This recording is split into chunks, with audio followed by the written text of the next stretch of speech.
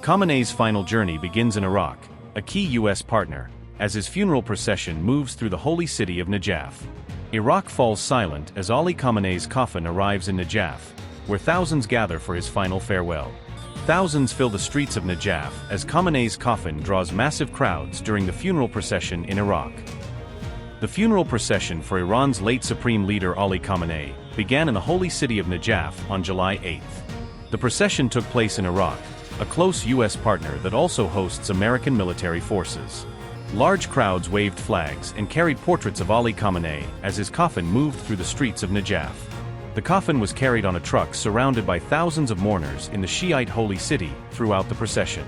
Many mourners reached out to touch the vehicle carrying the coffin as it passed through streets packed with worshippers. Some threw scarves and other personal items so they could be brushed against the coffin as a traditional sign of blessing. The ritual is a long-standing religious tradition observed by many Shiite Muslims in both Iran and Iraq during funeral ceremonies. Additional funeral processions are also scheduled to take place in the holy city of Karbala before the ceremonies conclude. After the Iraq ceremonies, Ali Khamenei's remains will be flown back to Iran for the final stage of the funeral. He is scheduled to be buried on July 9 at the Imam Reza Shrine in Mashhad, his birthplace.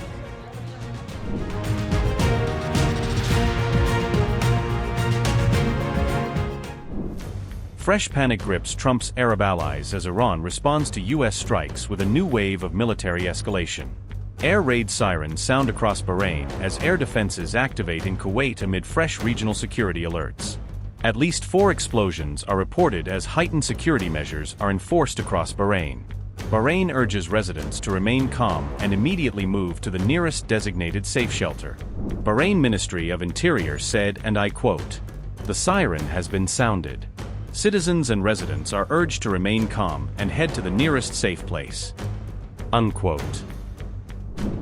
Kuwait also reports fresh missile and drone threats as regional tensions continue to escalate on July 8. Kuwait Army said, and I quote, "Kuwaiti air defenses are currently confronting hostile missile and drone attacks." The General Staff of the Army notes that if explosion sounds are heard, they are the result of air defense systems intercepting the hostile attacks. Everyone is requested to adhere to the security and safety instructions issued by the competent authorities. Unquote.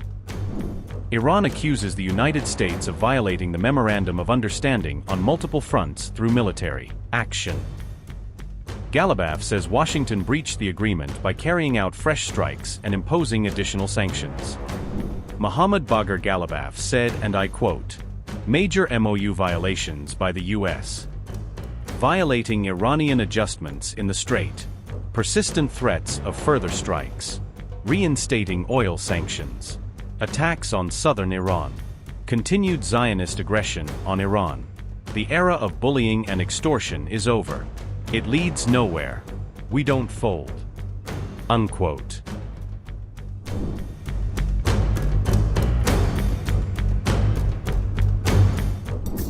The U.S. has hit Iran after attacks on vessels in Hormuz triggered a dangerous new escalation. Strikes have rocked Bandar Abbas and Qeshm as Washington launches a retaliatory response, according to reports. The U.S. military is said to have targeted Iranian air defenses along with missile and drone sites. The Hormuz flashpoint is deepening as Washington strikes Iranian targets near the vital waterway. Explosions were heard across southern Iran after the U.S. military launched its strikes. Pezeshkian is heading back to Iran from Iraq as the U.S. strikes send shockwaves across the region. U.S. Central Command says the strikes were carried out in response to attacks on 3 commercial vessels. U.S. Central Command said, and I quote, "U.S. Central Command forces have begun launching a series of powerful strikes against Iran to impose heavy costs for targeting and attacking commercial shipping crewed by innocent civilians in an international waterway. The U.S. strikes are in response to Iranian attacks on 3 commercial vessels that were transiting the Strait of Hormuz. Iran's demonstrated aggression was unwarranted, dangerous, and a clear violation of the ceasefire." Unquote.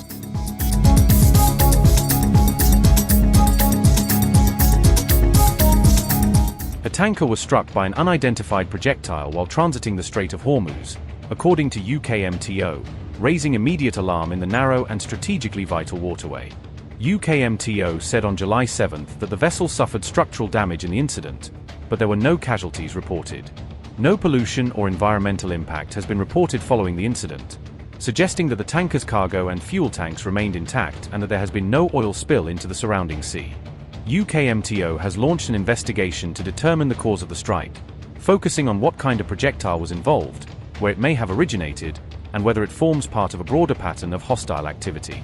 Ships transiting the Strait have been urged to exercise caution and report any suspicious activity, with maritime authorities calling on captains to maintain high situational awareness. This was the third such incident reported near the critical oil choke point on July 7, underscoring a worrying cluster of events in a single day.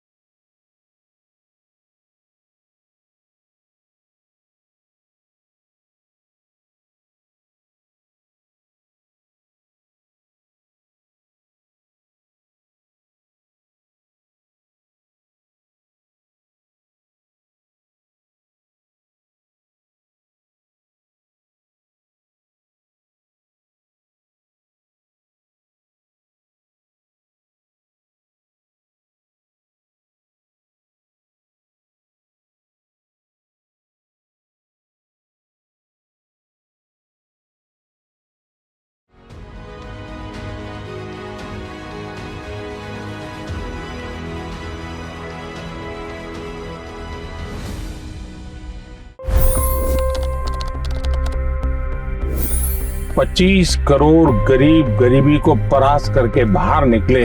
For the good of our nation, let's work together and let's truly make America great again.